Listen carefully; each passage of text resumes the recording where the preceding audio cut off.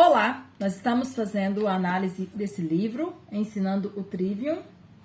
Hoje é a segunda parte do primeiro capítulo, que serão 3 partes, cada capítulo. Eu quero começar com o título que o autor coloca aqui, que é Transformação de Dentro para Fora. Nessa parte, o que o autor ele trabalha? Ele trabalha Romanos capítulo 12, versículo 2. É um texto bem consagrado, que fala sobre nós não nos conformarmos com este século, com essa era, mas transformar-nos pela renovação da nossa mente. Então, o autor ele vai trabalhar que a educação doméstica, a educação cristã, ela só vai fazer sentido para nós, pais, porque esse livro é um livro para ensinar os pais a ensinar os filhos. Esse é o objetivo do livro. Então, nessa parte, o que ele vai trabalhar aqui? A educação doméstica só vai fazer sentido para mim, enquanto mãe, para nós enquanto pais, se nós primeiros mudarmos a nossa mente, para mudarmos algo fora de nós. O que é que fora de nós? A educação. Por quê? Porque parte já do pressuposto de que nós entregamos a educação dos nossos filhos para o Estado. Então ele fala, olha, você não vai conseguir simplesmente pegar a responsabilidade e começar a educar o seu filho em casa. Não se você não passar por um processo de mudança que tem que acontecer de dentro para fora. Então, esse é o objetivo dele, trabalhar esse não vos conformeis. E como que a gente aplica isso, dentro dessa visão da educação doméstica? Ele diz assim, quando nós organizamos a nossa mente segundo os padrões divinos, veremos o mundo de maneira diferente e seremos capazes de discernir a vontade de Deus. Então, o que ele está dizendo? Quando você coloca a sua mente alinhada com a palavra, você olha o mundo e você percebe que o padrão do mundo não é o padrão de Deus. E aí você consegue uma nova etapa na sua vida, que é uma etapa de tentar viver o padrão de Deus. Mas se você não alinhar a sua mente com a mente de Deus, você não percebe isso. E sobre a educação doméstica, é muito isso que acontece. A gente olha, como eu disse no vídeo passado, a gente acha que a educação é um ambiente neutro e a gente acha que tá tudo bem. E aí a gente não tem essa necessidade de rever isso. Então ele vai trabalhar nessa linha. Ele fala assim, esse mundo, ele não está na ordem correta. Gente, não está mesmo. E nós, como pais cristãos, precisamos entender isso e aceitar isso. A gente vê todo mundo comentando, que o mundo tá horrível, porque as coisas estão terríveis, porque as pessoas estão isso, que estão aquilo. Mas a gente não faz nada para mostrar que não está certo para nós. O mundo pode estar do jeito que tá, mas para mim não tá certo. Eu estou indo na contramão. A gente só reclama, mas a gente não faz nada. E a educação doméstica é uma maneira de nós respondermos. Olha, o mundo tá indo na direção errada, mas eu vou continuar indo na direção certa.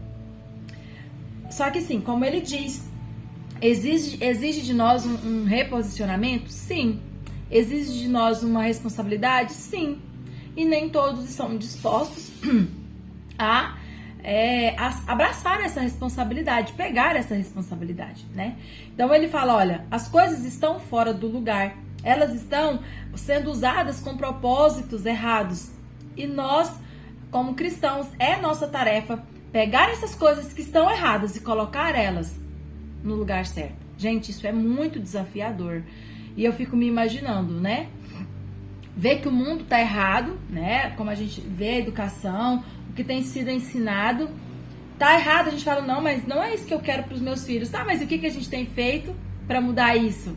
Nada. Porque a gente pensa, não posso fazer nada. Pode. E esse livro, ele vem com essa proposta, nos mostrar que a gente pode sim. Na verdade, a gente pode fazer tudo, O problema é que a gente é preguiçoso demais.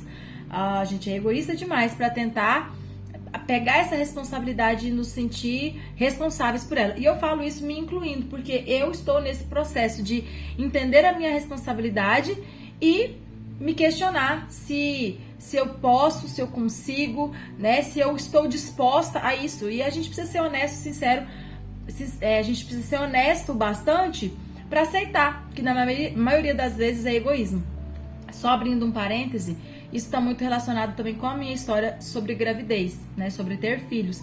Eu conto isso, em alguns momentos, no curso que eu tenho um curso que chama Como Evangelizar o Seu Bebê, e eu falo muito sobre isso, que eu esperei 10 anos para ter filhos porque eu não queria, e eu sei que é egoísmo, era egoísmo da minha parte, eu pensava só em mim, não pensava, né, no todo, e reconheço que era sim egoísmo da minha parte. Pronto, fecha aspas, vamos continuar aqui no livro. Então, para que nós entendamos e aceitemos esse processo da educação doméstica, precisa mudar algo na nossa mente, precisa ver que as coisas estão caminhando do jeito errado. Então, o que eu preciso fazer? Peraí, tá errado, não é assim. Aí eu pego, começo a fazer do jeito certo. Simples assim. Porém, desafiador, mas é simples. Continuando aqui,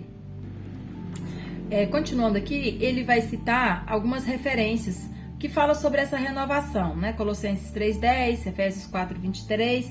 E aí eu quero citar uma frase que ele diz assim, olha, só por meio da transformação, e ele diz assim, quando você muda sua mente, você muda tudo ao seu redor.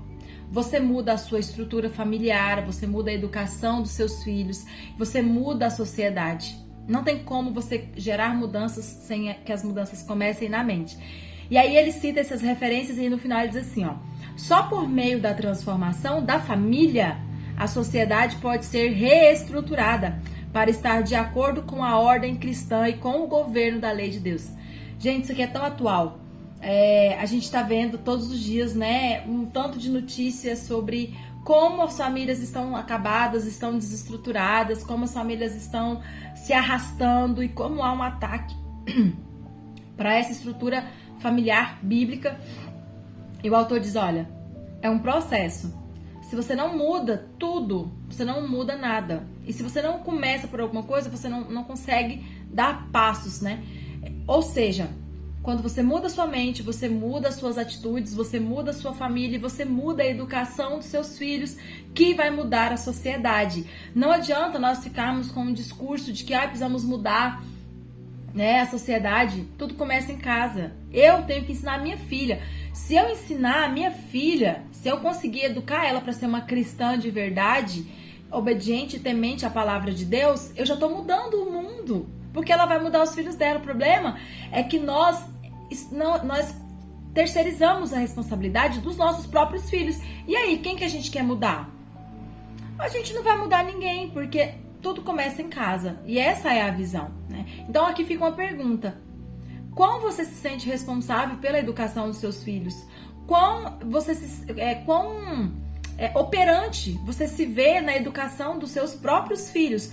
Ou você também se exclui, ou você acha que isso não é responsabilidade sua, você entrega para o Estado a educação secular, como nós chamamos, você entrega para a igreja a educação religiosa e você se isenta. Infelizmente, essa é o maior exemplo que nós encontramos, mas infelizmente esse é o exemplo do fracasso, né? Do fracasso familiar e cristão. Bom, aí ele diz assim, os passos para essa transformação. Aqui ele cita 3 pequenos passos. Retire um item de seus contornos sombrios e o exponha à luz da verdade. Então o que ele fala? Pegue aquilo que você quer analisar, aqui ele está falando da educação, né? Do ensino. Pega o ensino que o governo oferece, tira ele, coloca ele em um lugar, e ele fala assim, retire ele de seus contornos sombrios, tira toda a sombra, tira toda a obscuridade e exponha ele à luz. Mas tem que ser uma luz verdadeira. Eu acho muito interessante. Esse livro é muito bíblico. A luz da palavra. Primeira coisa que você tem que fazer. Primeiro passo. Segundo, separe o precioso do vil e inspire nele vida nova. O que é isso? Separe aquilo que não presta daquilo que presta. Então, primeiro você pega a educação, que é o objeto, lança luz. Quando você lança luz, você consegue examinar com maior clareza. Depois que você está examinando essa educação, você vai ver que tem coisa que é vil, que não presta, que é desprezível. Você separa. Esse é o segundo passo. E o terceiro passo, liberte-o, colocando-o a serviço legítimo na ordem correta das coisas, sobre a ótica da palavra. O que ele está querendo dizer? Aquilo que não presta, você tira. E aquilo que é bom, por isso que ele usa, né, a orientação do ensino clássico, ele fala, pegue aquilo que é bom e use isso para a glória de Deus. Tira o que não presta lança luz, tira o que não presta e aquilo que é bom, que é útil, você o liberta, colocando isso a serviço. Mas não a qualquer serviço, a serviço de Deus. Então, esses são os passos que ele usa para essa transformação. E aí, para encerrar essa segunda parte, eu quero comentar o que ele fala aqui acerca da opinião das escrituras sobre a educação clássica, mas a educação clássica como as pessoas veem, né? A educação grega, que é tão famosa. E aí, o que a Bíblia fala sobre isso? É muito interessante essa parte. Porque ele diz assim, Atos, ele cita primeiro Atos 17:30. Ele fala assim, ora, não levou Deus em conta os tempos da ignorância. Agora, porém, notifica aos homens que todos, em toda parte, se arrependam. O que ele está dizendo? Que, embora aquelas pessoas, né, lá da igreja primitiva, porque ele cita Atos, fossem ensinadas nessa educação, nesse modelo de ensino, para Deus, aquilo não servia para nada. Ele fala, olha, tá tudo bem, foi um tempo de ignorância, mas agora, joga isso fora, não serve para mais nada. Essa é a visão. E ele diz assim, o que nos fala a Bíblia acerca da educação clássica, né, principalmente lá na época da igreja primitiva, no primeiro século? Ele diz assim, reunamos alguns comentários de Paulo que podem lançar luz sobre esse assunto. Olha a opinião de Paulo sobre pessoas que eram altamente ensinadas, mas naquele modelo de ensino. Após descrever como os homens em geral, os atenienses em particular, haviam ignorado e rebaixado a Deus e desonrado a si mesmos, Paulo rejeita tudo isso, que é o texto de Atos. Ele fala assim, olha, tudo isso que vocês acham que vocês sabem demais, para Deus não serve para nada. Então, jogue isso tudo fora, se arrependa e tenham uma mente renovada.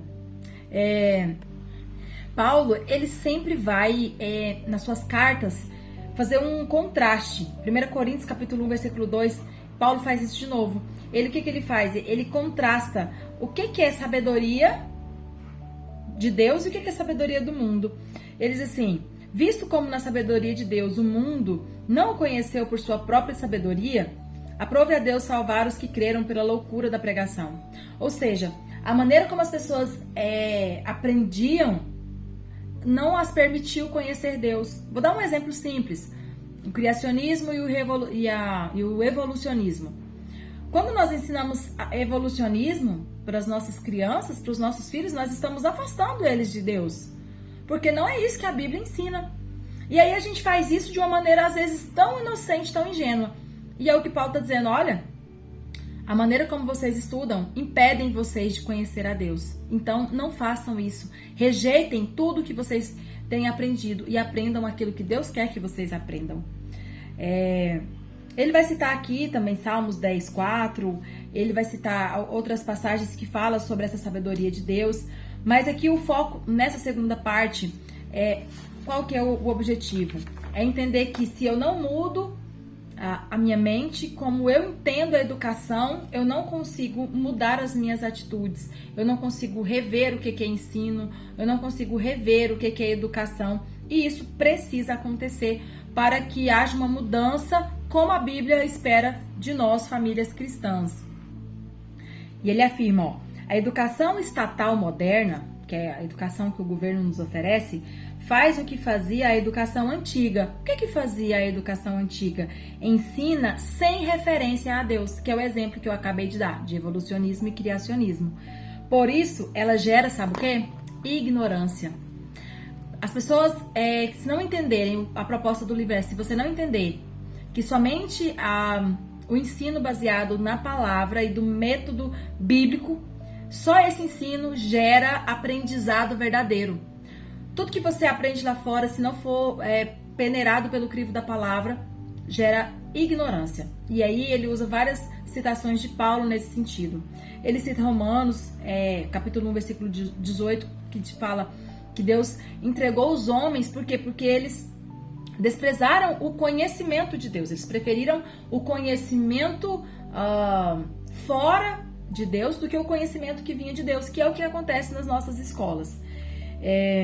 Tem uma outra citação aqui interessante, que ele comenta Efésios e fala assim, A mente dos irmãos em Éfeso, né, dos Efésios, a mente deles estava cheia de vaidade e não de sabedoria. Seu entendimento era obscuro, não iluminado, e sobejava ignorância e não conhecimento. E ele cita Efésios porque era um lugar conhecido pela sua capacidade intelectual. E Paulo fala, olha, digo no Senhor e testifico, que vocês não andam mais como também andam os gentios, na vaidade dos seus próprios pensamentos. Paulo está dizendo, olha, não fica como eles, achando que o que vocês sabem é alguma coisa. Rejeita tudo isso, isso tudo não presta para nada. E, passando para o final, eu quero comentar aqui uma parte que ele diz assim, olha, grande parte da educação moderna é ensinada da perspectiva da filosofia do naturalismo, que começa com o pressuposto de que todas as coisas devem ser explicadas apenas nos termos dos fenômenos naturais observáveis. O que ele está dizendo? Que a educação moderna, ela não agrada a Deus. Por quê? Porque nós ensinamos que só é válido aquilo que pode ser provado e experimentado. E ele contrasta isso com aquilo que nós deveríamos ensinar, que é o sobrenatural. A educação secular, ela é anti-sobrenatural. E talvez, né, e só talvez, você pode pensar, mas eu acho certo, a escola, né, não tem que ensinar Bíblia, não tem que ensinar isso. Porém, o grande foco aqui é o que ele diz assim, essa filosofia mundana, ela foi formulada exatamente para excluir o sobrenatural de Deus. E quando você exclui o sobrenatural de Deus, antes de qualquer análise, antes de qualquer debate, você está fazendo o quê? Você está criando uma geração de ateus. Você está criando uma geração que vai sim, mais cedo ou mais tarde, deixar de acreditar nesse Deus.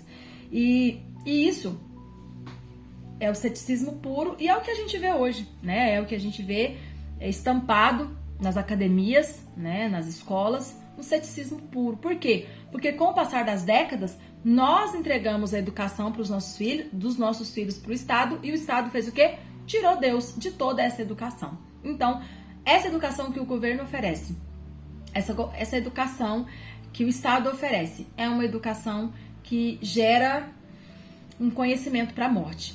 Às vezes é duro falar assim, né? Às vezes parece tão sério, parece tão pesado, mas é a opinião do autor e baseado nos argumentos que ele coloca, faz muito sentido para nós cristãos perceber isso, né? Porque você tira Deus, você gera uma sociedade de pessoas de ateus, né? Uma sociedade de ateus. E aí eu quero encerrar essa parte, depois a gente volta.